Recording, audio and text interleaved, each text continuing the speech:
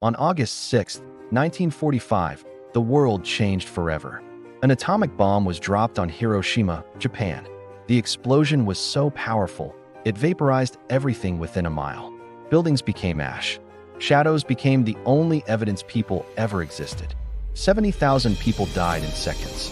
One man survived. He was badly burned. His eardrums were destroyed. His arms were covered in wounds. But he was alive. So he did what any exhausted, traumatized man would do. He went home. Home was Nagasaki. 3 days later, a second atomic bomb fell. On the same man. The same man survived again. His name was Tsutomu Yamaguchi. And this is not a legend. This is not a myth. This is verified, documented, government-recognized history. One man, 2 atomic bombs, 93 years of life. This is his story. Tsutomu Yamaguchi was born on March 16, 1916, in Nagasaki, Japan. He was not a soldier. He was not a politician. He was not famous.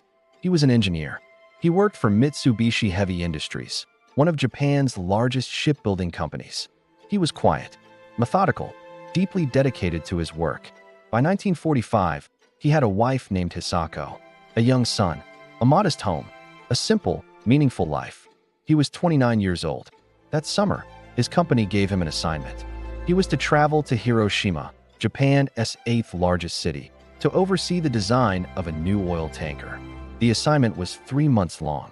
Yamaguchi didn't want to go. 3 months was a long time away from his family. He missed his wife. He missed his son. But work was work.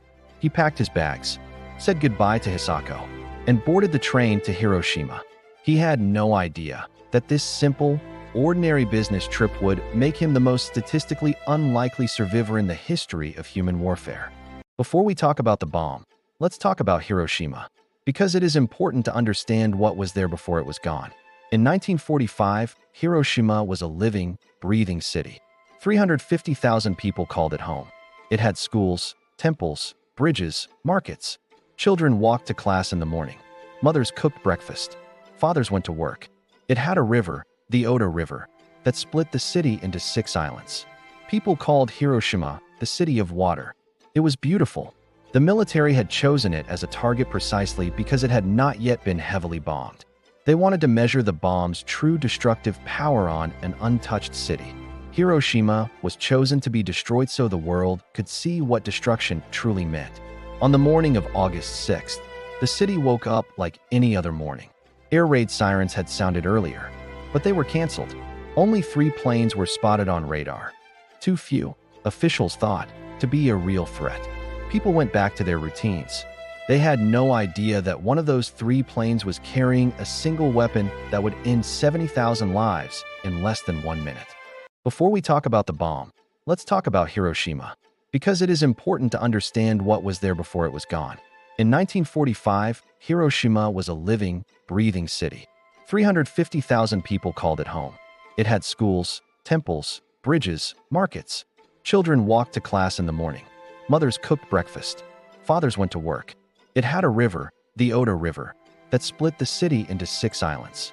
People called Hiroshima the city of water. It was beautiful. The military had chosen it as a target precisely because it had not yet been heavily bombed.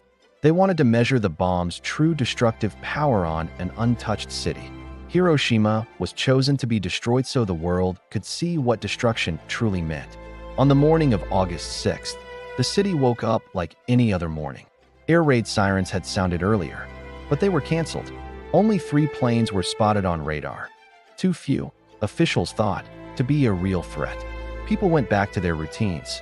They had no idea that one of those 3 planes was carrying a single weapon that would end 70,000 lives in less than 1 minute. August 9th, 1945, 3 days after Hiroshima. Yamaguchi's wounds were still raw. His bandages were already soaked through. His hearing had not returned in his left ear. But he was a disciplined man. He believed in duty. So he went to work. He sat across from his supervisor at the Mitsubishi office in downtown Nagasaki and gave his report. He described what he had seen. 1 bomb, 1 flash of light, and then a city of 350,000 people reduced to rubble and silence. His supervisor stared at him for a long moment. Then he said, "You're a strong young man, Yamaguchi. but I find it impossible to believe that one bomb could destroy an entire city." Yamaguchi took a breath to respond. At that exact moment, 11:02 a.m., August 9th, 1945, a second American B-29, this one carrying a bomb called Fat Man, released its payload over Nagasaki. The office windows exploded inward. The ceiling came down. Fire and force swept through the building like a wave. The same white flash, the same wall of pressure, the same roar that swallowed all sound. For the second time in 3 days, Tsutomu Yamaguchi was at the center of an atomic explosion. He survived again. How does a human being survive this? Scientists and historians have studied Yamaguchi's case for decades. Several factors made survival possible. In Hiroshima, he was approximately 2 miles from ground zero, far enough to survive the initial fireball, but close enough to absorb a devastating amount of radiation. In Nagasaki, the geography of the city worked in his favor. Nagasaki is built between hills and valleys. The bomb detonated on the other side of a hill from his location. The Mitsubishi building absorbed much of the blast. The hills acted as a natural shield. These factors, distance, geography, structural protection, created a narrow margin between life and death. But science alone cannot fully explain it, because many people were in similar positions in both cities, and most of them did not survive. Yamaguchi himself never tried to explain it with logic. He simply said, "I thought I was meant to be a witness, that I survived for a reason, and that reason was to speak." He spent the rest of his life trying to honor that purpose. Surviving 2 atomic bombs was not the end of Yamaguchi's suffering. It was the beginning of a different and longer kind. In the weeks that followed, radiation sickness consumed him. His body temperature spiked to dangerous levels. He could not keep food down. His hair fell out in clumps. The burns on his arms became infected. The wounds that should have been healing weren't. Radiation had quietly poisoned his body from the inside. Doctors told him to rest. They told him to eat. They told him to wait. What they didn't tell him was whether he would live. He did, but the damage did not leave. For years afterward, he suffered recurring fevers, chronic fatigue that never fully disappeared, episodes of illness that had no clear explanation. His wife Hisako had also been exposed to radiation in Nagasaki. She developed serious health problems, cataracts that eventually left her nearly blind, chronic pain that stayed with her for decades. Their children grew up watching their parents carry something invisible and heavy, something that had no name in their house. Yamaguchi rarely spoke about the bombings at home. He tried to protect his family from the weight of it. He went back to work at Mitsubishi. He lived quietly. He raised 3 children, a son and 2 daughters. But at night, the memories came. The silence of Hiroshima after the blast. The people walking with skin hanging from their bodies. The river choked with the dead. The smell. He described the smell once in an interview, and then stopped. Said he could not continue. For decades, Yamaguchi carried all of this alone. He told almost no one what he had truly experienced, because the world was not yet ready to listen, and perhaps he was not yet ready to speak. For most of his adult life, Tsutomu Yamaguchi was invisible to history. He was registered with the Japanese government as a hibakusha, an atomic bomb survivor, but only for Hiroshima. The Nagasaki bombing had never been officially added to his record. For 64 years, the full truth of his survival was not formally recognized. Then in 2009, when Yamaguchi was 93 years old, the Japanese government officially certified him as a survivor of both bombings. He became the first and only person in history to hold that distinction officially. And something changed in him when that recognition came. He began to speak. He gave interviews to Japanese newspapers. He met with politicians and anti-nuclear activists.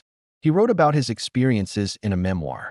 He spoke at schools, sitting in a chair, frail and elderly, talking to children who were born half a century after the bombs fell. He appealed directly to the United Nations, urging world leaders to abolish nuclear weapons. His message was never angry. It was never bitter. It was clear. He said, "I can't understand why the world cannot understand the agony of the nuclear bomb. Humans are the only creatures that make war. Stop it already." He said these words at 93 years old, a man who had every reason to be broken, who instead chose to be a bridge between the worst moment in modern history and a future that might be different. Tsutomu Yamaguchi died on January 4, 2010. He was 93 years old. The cause of death was stomach cancer, almost certainly connected to the radiation he absorbed across 2 days in August 1945. He is the only person officially recognized as a survivor of both atomic bombings. But he was not alone. Historians estimate between 70 and 170 people were present in both Hiroshima and Nagasaki during both bombings. Most never came forward. Most suffered in silence. Most are unnamed. Yamaguchi chose differently. He chose to speak. He chose to witness. He chose to spend his final years reminding the world of what human beings are capable of doing to each other. Not with anger, not with revenge, but with memory. Because memory is the only weapon that never runs out. There is a word in Japanese, hibakusha. It means explosion-affected people. Tsutomu Yamaguchi was the most hibakusha who ever lived. And yet, he lived. Fully, quietly, purposefully, until the very end. If you watch this far, you now carry a piece of his story. That is how memory survives. Not in textbooks, not in museums, in people, like you. If this story moved you, share it with one person who doesn't know it yet. Like this video. Subscribe to Historva. Because history is not just the past. It is the warning the world keeps ignoring. And we are here to make sure you never forget.